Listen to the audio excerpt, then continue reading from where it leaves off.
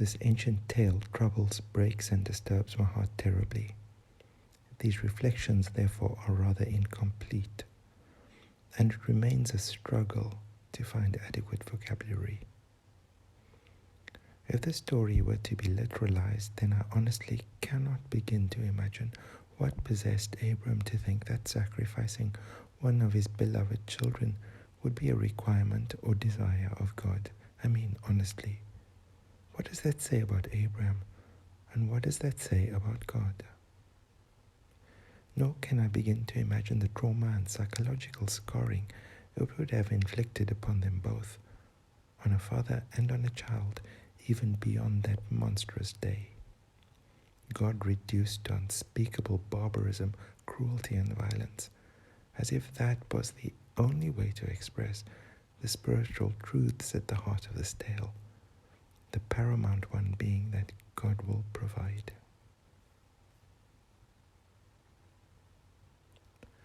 Maybe the tale is more a reflection of a particular context and its understanding of God than a reflection of the essence or true nature of God.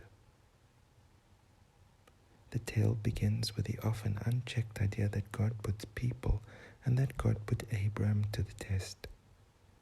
Why would God do a thing like that, as if humanity were an experiment or a box to tick or a hoop to jump through? Certainly in this tale, God is neither omnipotent nor omniscient.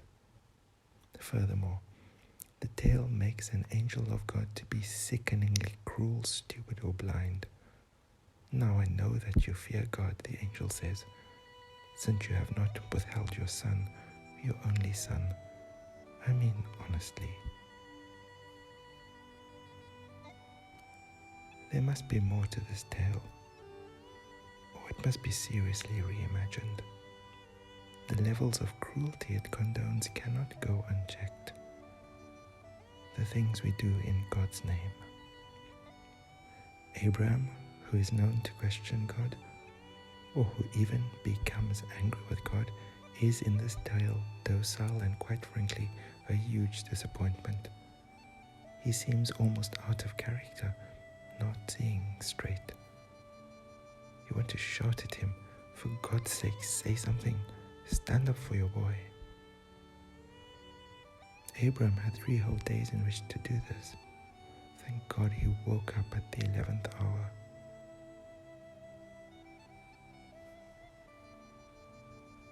As his father secured him to the altar that they had built together, and as he began to realize the abuse and violence being inflicted upon him, the boy's bleats must have turned into frantic kicks and hoarse screams of survival as he pleaded for his life, clutching and clawing at his father. Those who first crafted this tale seem insensitive and heartless to trauma and PTSD, and so these hollow words are attributed to an angel of God. Do not do anything to the boy, as if all that had gone before was inconsequential, was nothing. There must be better narratives and sacred tales to express the spiritual truths captured in the story. The wonderful truth of showing up when God calls is captured well. Here I am is what Abram says. These words are also attributed to Moses and obliquely to the child Samuel. Here I am, Abram and Moses both say. Speak, Lord, I'm listening. I'm open to your influence, are words attributed to the boy Samuel. Abram, sadly, in this tale, doesn't go that far.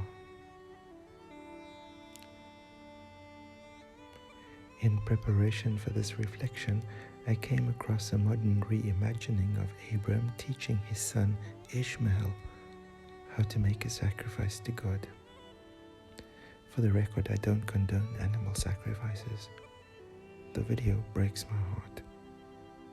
We can be so cruel to one another, so cruel to animals.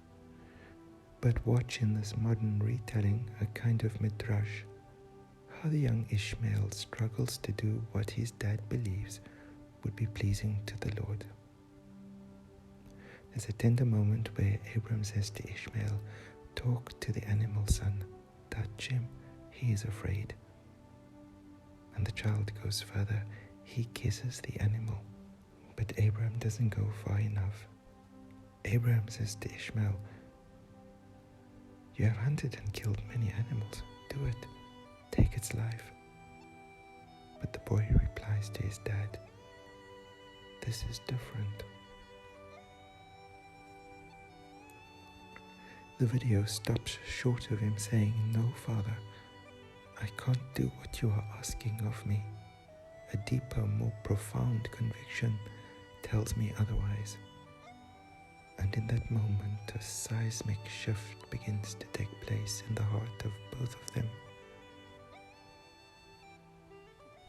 As painful and troubling as it is, perhaps it is appropriate that these sacred tales are told to us in the weeks after Pentecost, in that time of the great outpouring of God the Holy Spirit, helping us to reimagine, to shift in our thoughts and thinking about God, about one another, and what it truly means to be faithful, to walk in the ways of the Lord, to ask, what does the Lord require of me? What does God want?